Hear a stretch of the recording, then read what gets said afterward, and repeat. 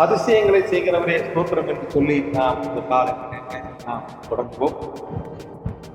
ஒருவராய் பெரிய அதிசயமானவர்களை செய்கிறவரே, அவரை துதியுங்கள், அவர் கிருபை என்றும் உள்ளது என்று சங்கீதம் 36:4 நாம் வாசிக்கிறோம். கர்த்தரை துதிப்பது நமது கடமை. கர்த்தரை எதற்காக துதிக்க வேண்டும்? கர்த்தர் நல்லவர், அவர் தேவாதி தேவன், அவர் கர்த்தாதி கர்த்தர்.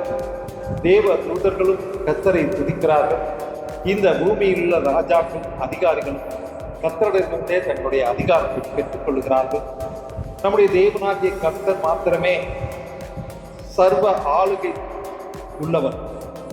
நாம் கர்த்தருடைய நாமத்துக்காகவும் இரக்கத்துக்காகவும் கிருபைக்காகவும் மகிமைக்காகவும் அவரை துதிக்கிறோம். அவர் நமக்கு செய்யும் எல்லா காரியங்களுக்காகவும் நாம் அவரை துதிக்க வேண்டும். பூலோகத்துக்குரிய நன்மை, பரலோகத்துக்குரிய நன்மையும் அவர்தான் தருகிறார். அவருடைய மகிமை பெரியது, அவருடைய செயல்கள் பிரமிக்கத்தக்கவைகள்.